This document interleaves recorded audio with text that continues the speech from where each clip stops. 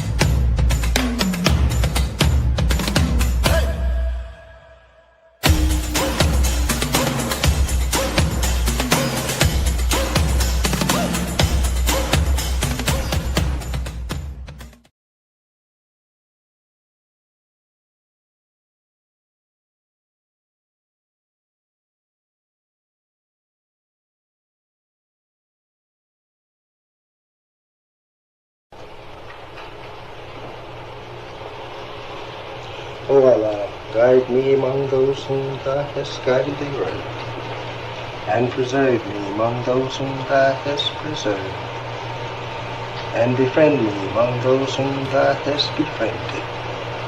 Bless me in whatsoever Thou dost grant me, and deliver me from the evil of what Thou hast judged. Surely Thou judgest, and none can judge against Thee, and he whom Thou befriendest is not disgraced. Blessed art Thou, O Lord, and exalted be Thee above what they set up besides Thee. I bear witness, nothing deserves to be served besides Thee, and I bear witness that Muhammad is Thy servant and apostle. Amen.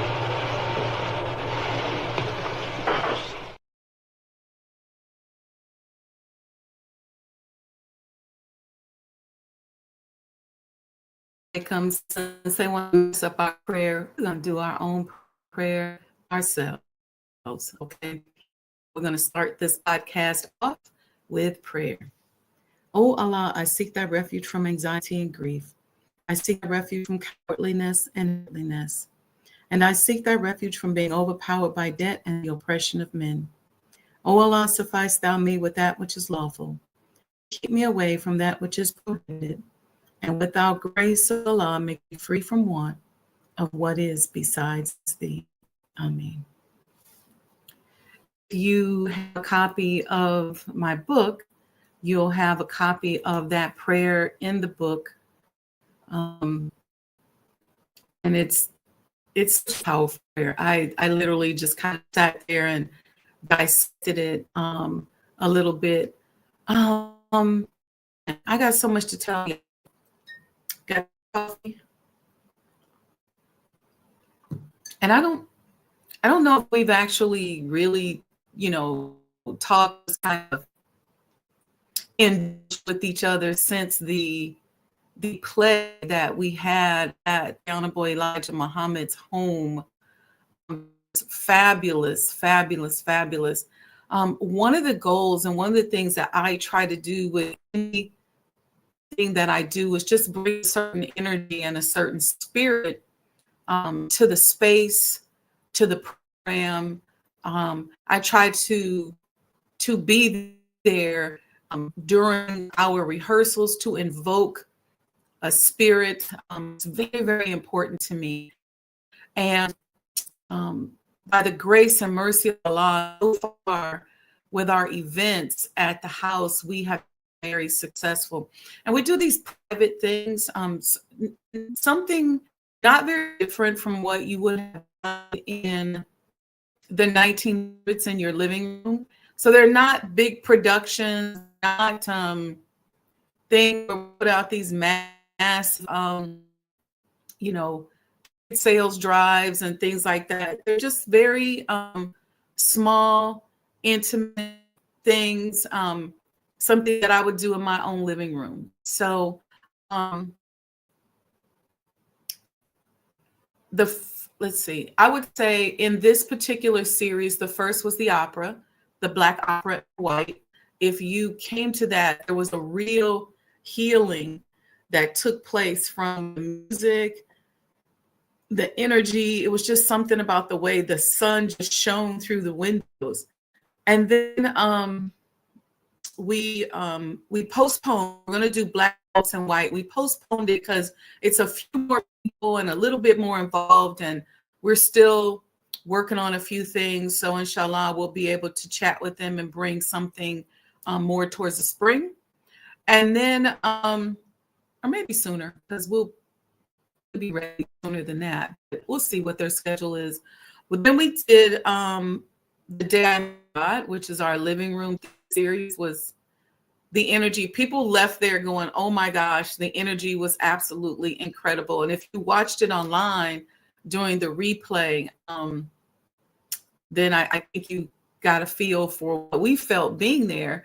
And, you know, I heard that transferred live stream as well. So grateful. So we got a few more things coming up that I am working on that are going to be amazing. Thank you so much, Mom. Mom said it was awesome. The music, the vocals, the actors, they were all amazing. Everybody was amazing. It was really powerful. Couple short, smaller things that we're doing next week.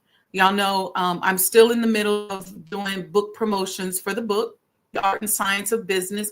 If you don't have it, you can search my name, Sajdah Wendy Muhammad, on Amazon, Art and Science of Business.com, and grab a copy of the book. A lot of people, you know, got the book when they saw it, they came and visited. So grateful for that. Let's see. So Monday, I'm going to be on the FSIC, or the Financial Services and Inclusion Coalition podcast. We're going to be talking about antitrust violations in the healthcare space. And this is a group that I work for. We produce on the board, not the board, but on a committee there. I chair the healthcare committee. And if you know anything about the healthcare business, it's a very interesting business. We are fighting for the right to do business in that space and to create solutions to a lot of the anti-competitive behaviors that impact us as Black entrepreneurs in that space. It's an interesting thing. So I'll be posting that flyer. They haven't gotten it to me yet, but I'm going to text them when we get off of here and remind them that we're going to put the flyer out so we can promote. And then Thursday, I'm going to be on the Elevated Places podcast. That flyer is already posted on the website. I'm going to be on that podcast with Sister Charlene Muhammad. A lot of y'all know her as a writer for The Final Call. She's based in LA, Mos 27. Tomorrow, I'm going to be speaking at the City of Chicago Civics event. I'm going to be on at around 1:00. So that poster is also, that flyer is also posted. And then next Saturday, we're going to be at the Silver Room doing a book talk and a book signing and a business networking event. Y'all know I love the Silver Room. Brother Eric is a good friend of mine. And so I get to do some kind of collaboration or to support the work that any of my friends are doing. I try to make sure that I do it. And so we're going to be at the Silver Room. So bring your business cards, your electronic business card, your hard business card. Come by and introduce yourself to some people. Meet some people. Don't sit up by yourself in a vacuum saying, well, I'm in business, or I really want to be in business, and you don't go out and meet anybody. Okay? You got to get out. You never know. I can't tell you at small events like this how many powerful people I have met that have turned into friendship, that have turned into partnerships, that have turned into relationships. So come out. Okay. If you have a copy of the book, you can bring your copy of the book and I will sign it for you. If you want a copy of the book when you get there, we'll have some there on site as well. Okay. What else can I tell y'all? So there's the 2 podcasts next week, the speaking tomorrow. So you guys to come out to that as well. I want to really focus on today, talking to us about being our authentic. I spent a number of years building a brand called Authentic You. And some of you who've been, following my long, if you go back to the 2000s, you go back to the Authentic You days. And the Authentic You was sort of the beginning of me learning to be myself in an overall collective manner. Because I took the instructions that we were given with Sajdah Muhammad, accept your own and be yourself, combined it with the way in which I was raised to be authentic and my own self. We weren't allowed to be followers in our house growing up. And so I took that combination and created a brand called The Authentic You. And The Authentic You was all about helping people, namely myself at the time, but helping others as well, to discover, own, and monetize our authentic selves. And I believe that as I was going through this journey of studying, becoming an emotional intelligence coach, just really diving deep into figuring out what I showed up on the planet to do. And I have to add to that because it was those 2 components. And the third one was I was selling real estate. I was showing a condo in Chicago many years ago. I don't sell real estate anymore. I haven't in a while. And as I was walking into the door of the condo in Hyde to meet a client, I pass this building all the time. There was an older Black woman coming out. And I was really in trouble with trying to figure out, at the time, I was in the throes of the struggle of trying to figure out who I am. What did I show up on the planet to do? Why am I here? How do I figure out how to sustain myself from the gifts that Allah has given me, right? Sometimes I think it's easier if you sing, dance, play basketball or whatever, because there's like obvious markets for it. But for me, there was so much new territory. And so I was really struggling with that because I was selling real estate. I was doing corporate consulting as well. And there was just that little twist where I just said, man, I'm just not myself. I'm still code switching a little bit. I'm still being socially schizophrenic.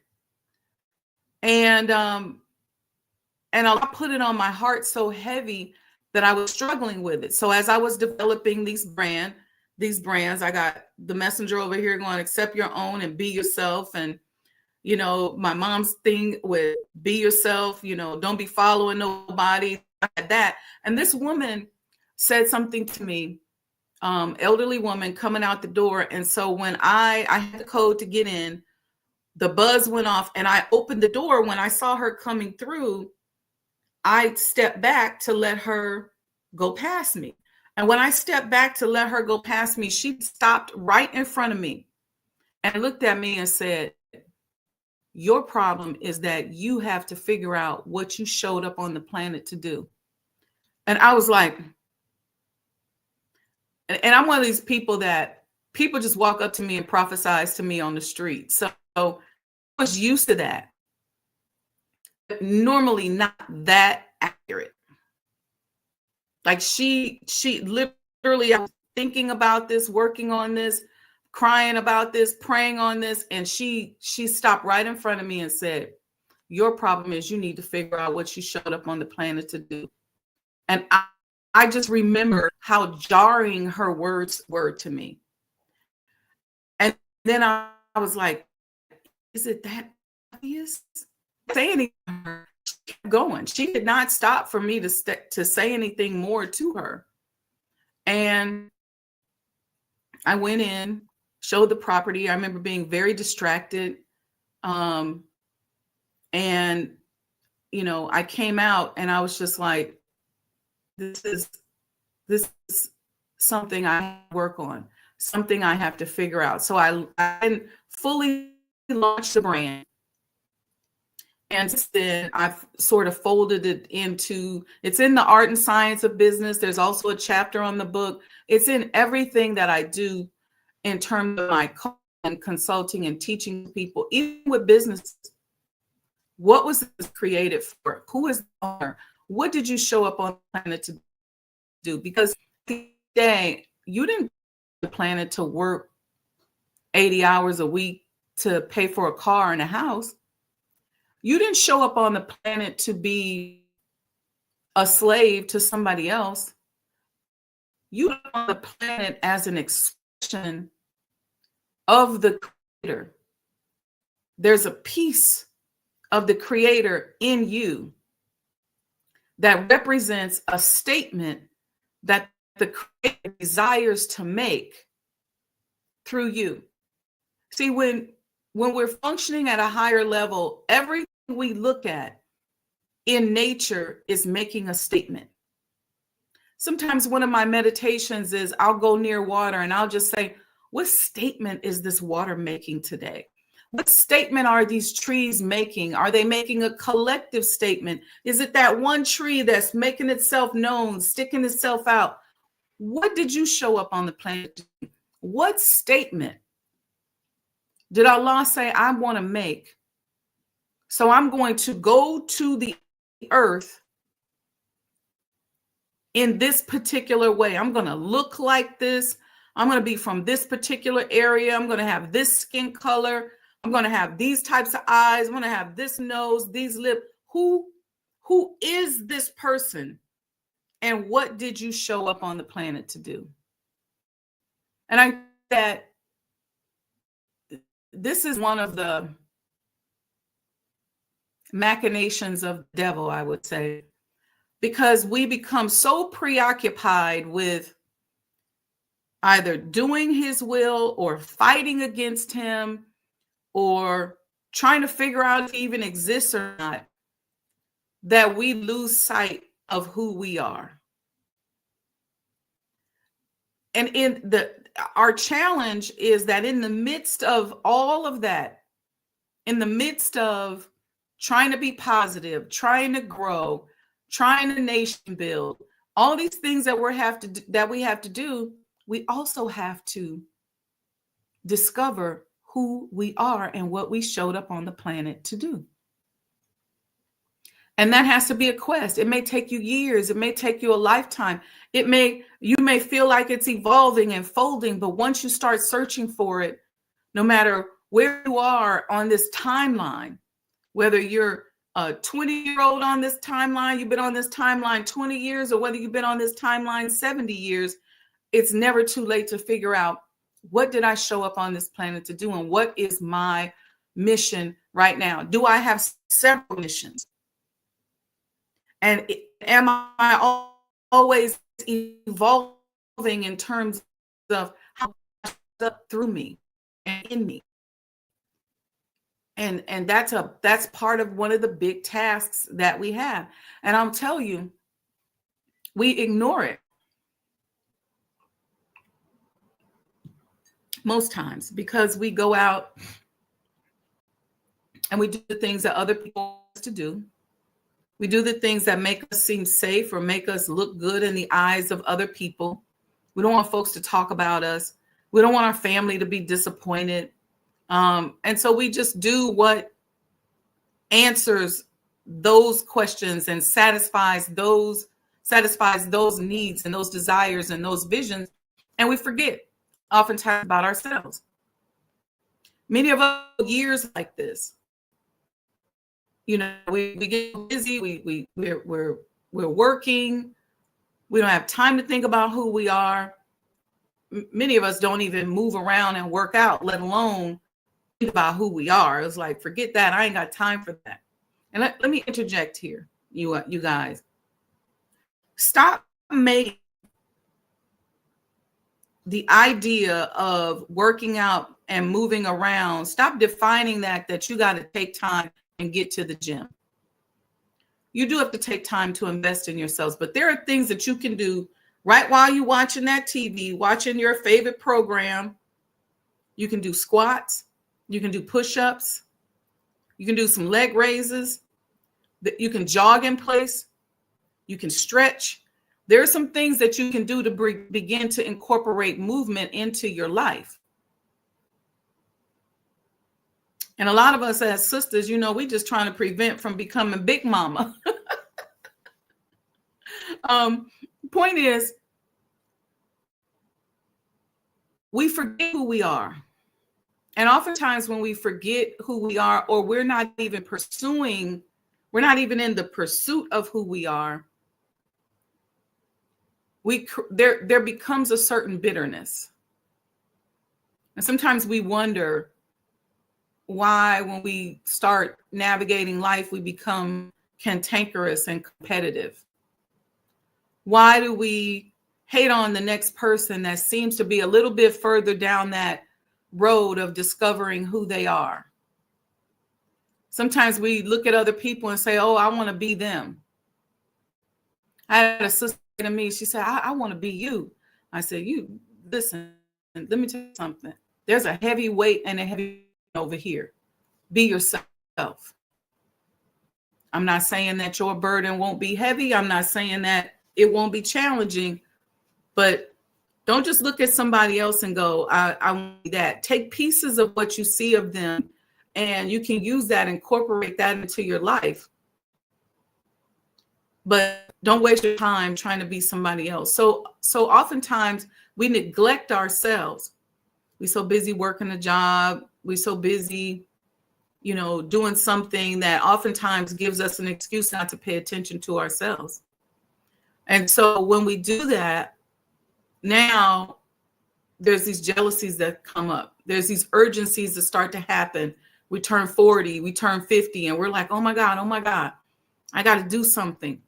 And oftentimes it's not so much you got to do something. It's like you got to get busy working on discovering yourself.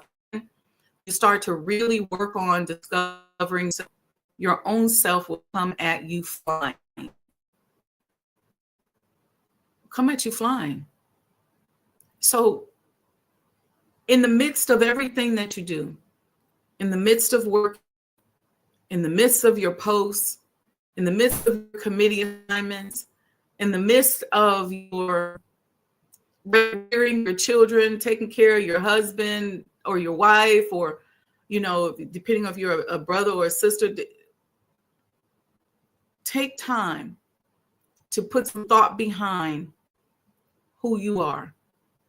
And I would go so far as people that I coach, I go so far as to say,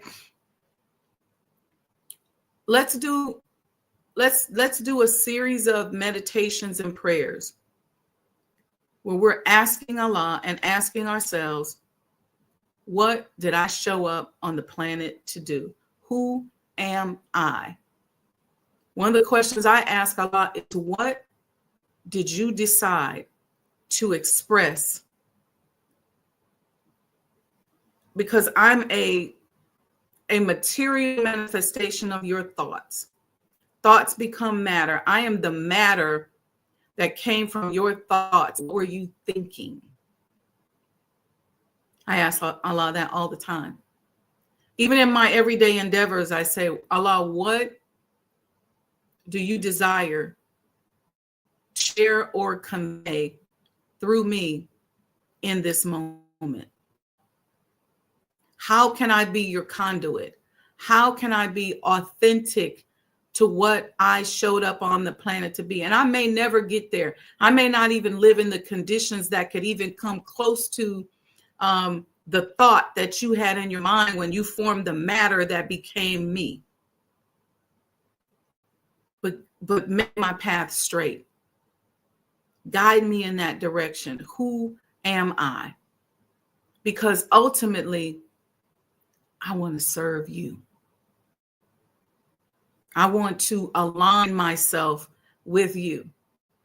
And I can't align myself with you if I'm not first acknowledging that I am the material manifestation of a thought that came from you. Our parents may have thought they made a mistake. They may not have planned on having us, but Allah knew. Allah had a thought. Allah had an expression. Allah has something to say. And so our parents were chosen to come together to make that statement. And so what is that statement? What was that original thought? And I encourage you to keep that question out there in the forefront of yourself, and don't make up nothing. Don't add a whole bunch of stuff to it. Be straight up about it. What, Allah, were you thinking when you created this matter that became me? What did I show up on the planet to do for you? And how did you desire to express yourself through me? Now, once that happens, I can't force the answer. All I can do is say, I want to be your conduit. Use me. Take me, take who I am, take everything about me, everything I think I am, and guide me. I am yours. I am your beloved. I am yours. Take me, guide me, show me. Even things that I go through that may not be that pleasant. What are you here to teach me? What are you showing me? And how is this bringing me, or how can this bring me closer to you? See, this is where we're going to find those supernatural things that circumvent and supersede what is happening in society today. A lot of us are afraid. We're frightened to death. We used to think we could just seek refuge in our job or refuge in family and friends. But nowadays, so many things, the energy in the universe is so scrambled and so chaotic. People are reacting in very interesting and different ways, unpredictable ways, ways that kind of throw your math and your calculations off. Ways in which that level of dependency that maybe you thought you had on a job or a certain financial situation, you don't have that anymore. And so it's going to require that we submit and figure out how to align ourselves with a power not only greater than ourselves, but a power greater than the forces that appear to be against us. You got to know. And one of my favorite, there's so many things that I love about Allah, but let me tell you something. One of my favorite things about Allah is when he shows up and I didn't even know I needed him. And you could say, well, you should always know you need Allah. Sometimes you're thinking, I got this. Sometimes you just, you might just be walking down the street and you're like, oh, I got this. And then all of a sudden, Allah shows up and blocks something, or gives you something, or guides you in a certain direction, or causes you to express something that puts you in a situation that led you to a powerful situation, or caused you to express something that led you to a situation that helped you to avoid a trap. It's one of my favorite things about Allah, is that table that he prepares. And when he's preparing that table, because we don't all the way know who we are, we don't know the original thought that he had that formed into the physical matter of who we are. We don't know what that connection is oftentimes. So we don't know what the table looks like. So we reduce the table down to what we want. Well, I know I want a new job, and so I know he got that for me. I know I want a husband, so I know he got that for me. Or I know I want this business, and so he got that for me. I know I want to sit on this board, or I know I want this project to go well, or whatever it is, right? I know I want to win this race. I'm an athlete, and I know I want to win. I know I want to run a certain speed. So those are things that are within our intellectual capacity, which are great. But what I'm saying is accessing that aspect of Allah, that table that has nothing to do with your intellect, that you didn't even know exists, so you couldn't have prayed for it, you couldn't thought about it, but it's already prepared for you. Those moments when you, who would have thunk it? I remember having the thought. I remember sitting in at a table, Lagos, Nigeria, and we were talking about building cities. There was this whole detailed conversation about building these cities in sub-Saharan West Africa, and I was working on a contract. And I there was a moment where, as they were talking, I just got quiet. And I said, this is so magnificent to be sitting here where I'm sitting, having the conversation because I loved every aspect about it. I've always had a strong calling.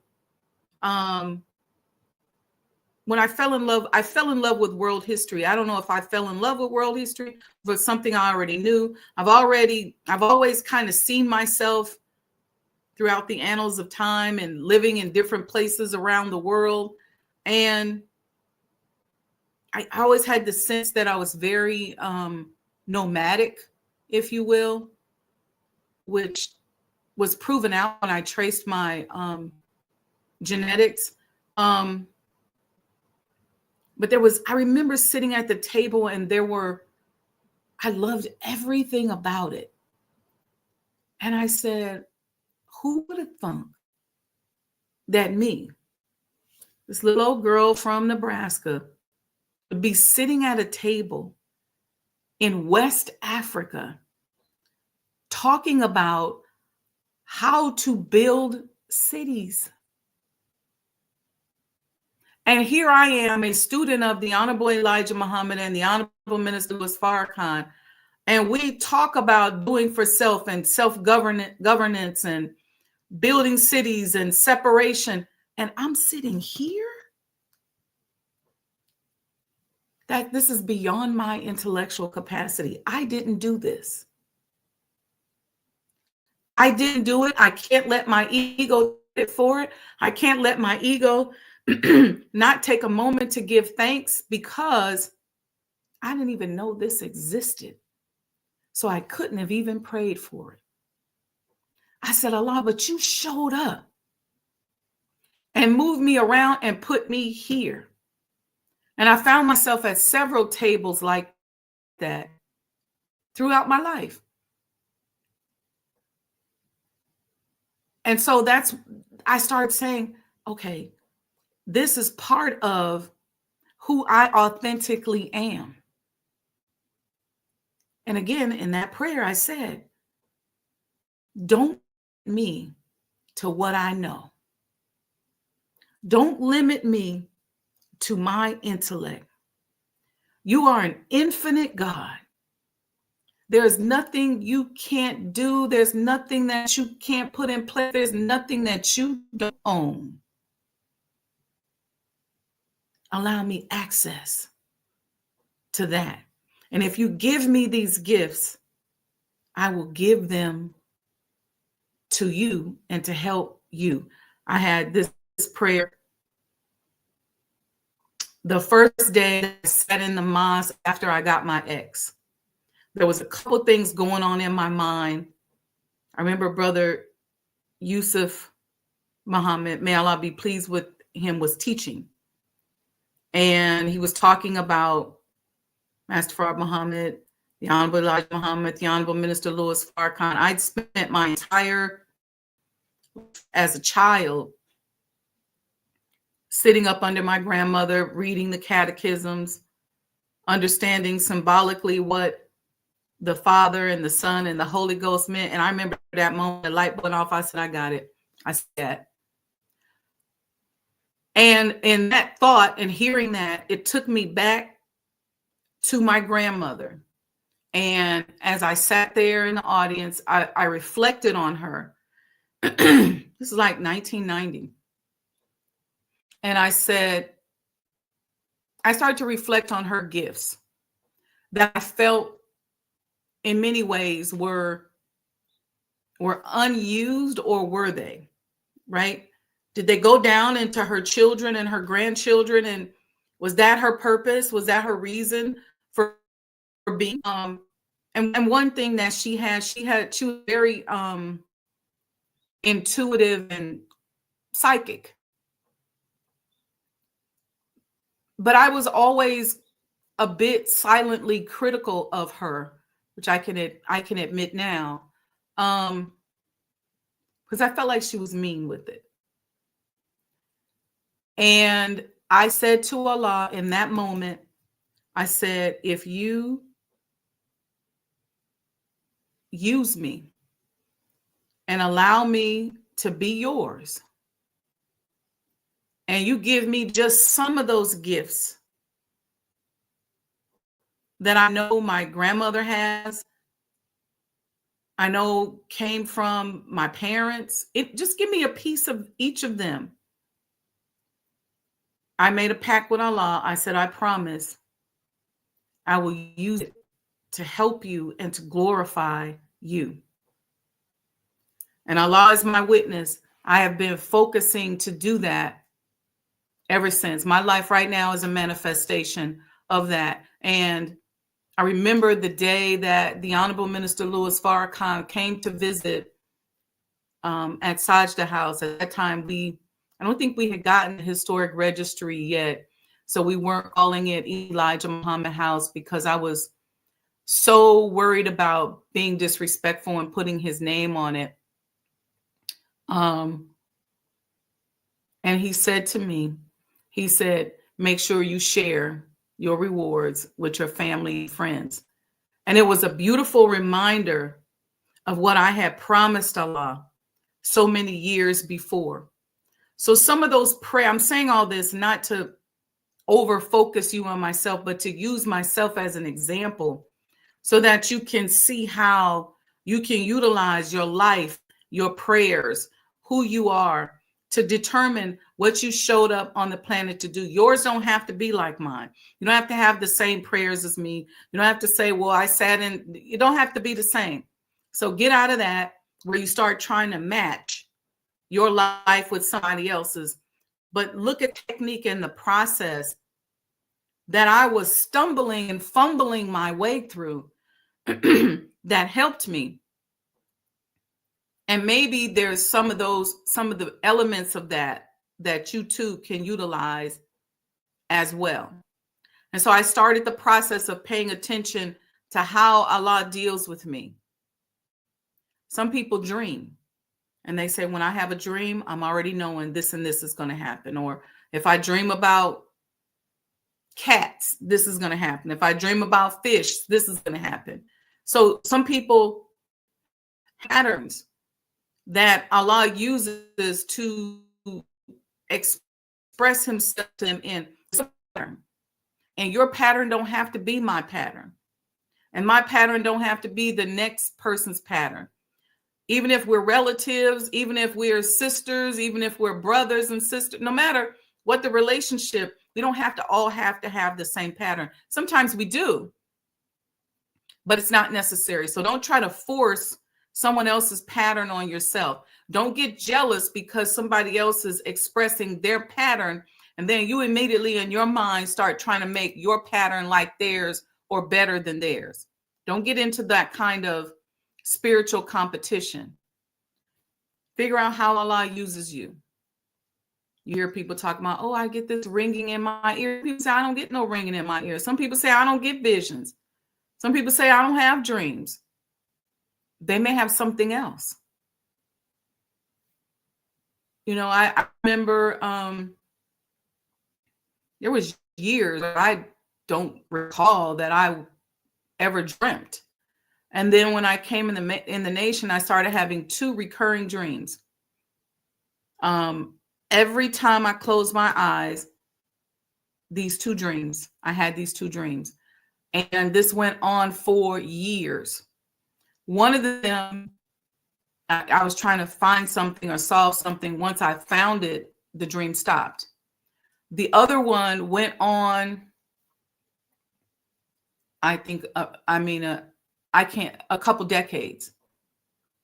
And I was like, man, I'm just stuck in one dream loop. Everybody else having dreams and talking about their dreams. I got the same dream loop. Every time I go to sleep, I go to the same dream. But there was also something in that dream that I was supposed to solve. And then in the dream, this particular day, I solved it. And I had that same dream. And sometimes I revisit the dream because I just got so used to having it all the time.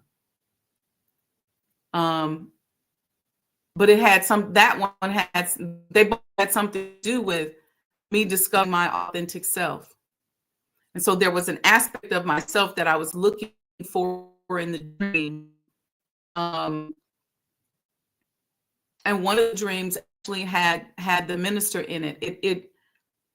And I'll tell part of it. One day I remember being at the palace years ago and walking down the hall. It was in the basement where the offices are. And there was something about the pattern of his footsteps. I don't even remember consciously thinking about it. I remember going, oh, okay, here comes the minister. I don't remember consciously thinking about the pattern. And then I remember going to sleep that night and just hearing that footstep pattern. And this was part of that recurring dream. Every time I went to sleep, I kept hearing that footstep pattern. And in the dreams, I would be in different places. I think one time I didn't know where I was and I was lost and I kept hearing the footstep pattern. So I'm trying to pattern is coming from or where it's going.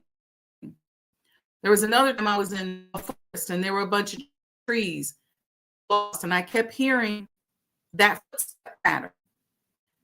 And this went on for years. I would be in different places. I remember there was one scenario where I went into a building, got off the elevator, and I didn't know which way to go down the hallway, and I heard the footstep patterns. Years and years went by, different scenario every single night. If I woke up, went back to sleep, I'd be in another scenario, and then I'd hear the footstep patterns, and I could never sure where he was. I knew it was his footstep patterns, but I was never sure in the dream where he was because I didn't see him. And so I could just follow what I heard. And it got so to the point where when I'd fall asleep, I'd see the scenario and then I'd listen for the pattern and I would just follow the sound of the pattern. And then I'd wake up until one night, years later, I was in this area. It was like a dirt, kind of like a dirt roads, like, and then there was a tent with a door. Like those tents in the Middle East, and then but the tent had a door. And I'm like around, and I was frustrated because the sound went on longer than normal, and I couldn't figure out where. And then I turned and I looked up. This is all in the dream. And the minister, I saw the back of him going into a door. And I don't know if you remember in the late 90s, early 2000s, he used to wear this peanut butter color suit. I saw the peanut butter color suit, shoes that match, and the back of his head. And he opened a door and went into the door, and I started running. And I got to the door just as it was cracked open, slid into the door and got inside. I followed him through the door, and the door closed behind me. Whoom! And it was very dark in there. And I never had a dream again. To this day, I don't know what was in the tent. I don't know where I followed him to, but it was all years. And then all of a sudden I saw steps. I saw him, ran behind it, and I screeched through the door. I just remember the door was not wide open. It was cracked, maybe about, if I had to say, maybe about 30 degrees. And I slid in. And when I slid in along the wall, the door closed really hard behind me to my right.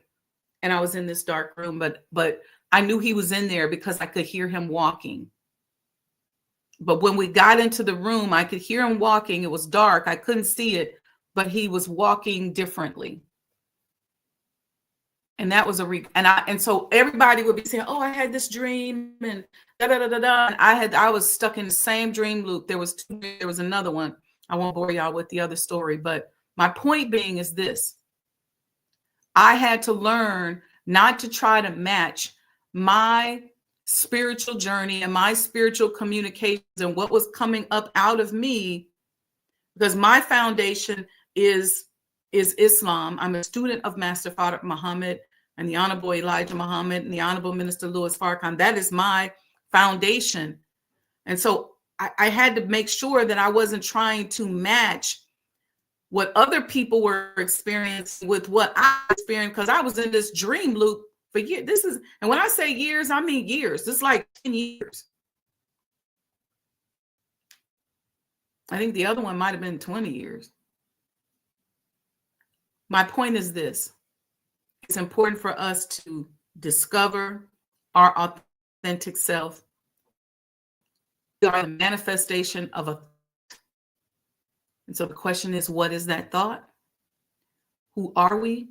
What do we show up on the planet to do?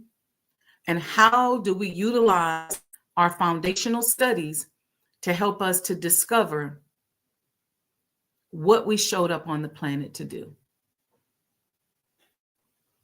So I just wanted to share that with you all today, because I see so many of us struggling. We're not ourselves. We're frustrated. We're angry. We get jealous and envious of other people because we don't know what we showed up on the planet to do. We don't know who we are. We don't know why we're here. And it pains me to see us caught up in that type of loop.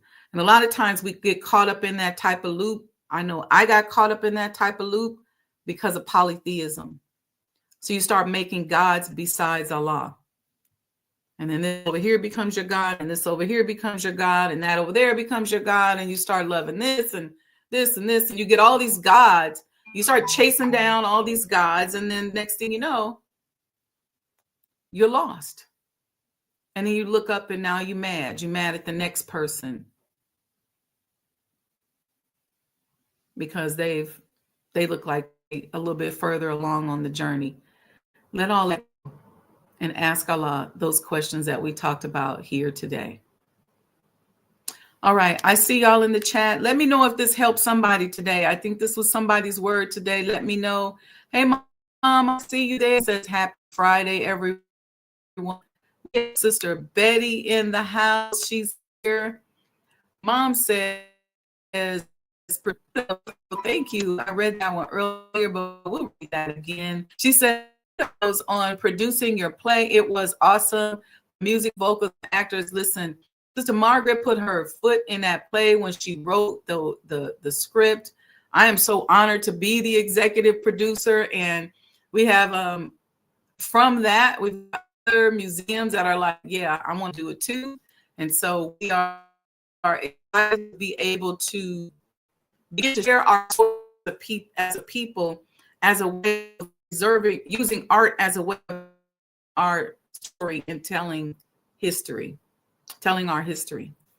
Okay, Sister Margaret was there. Sister Betty says it was awesome. Sister Margaret was there. Sister Sandra D, this right here, she said, Assalamu alaikum, Sajdah and family. That is the BOMB. I'm not gonna say that because YouTube would take us off. BOMB. It's making me formulate a plan through 100 pages, and you are a true teacher. Thank you. All praises due to Allah. Thank you. Thank you.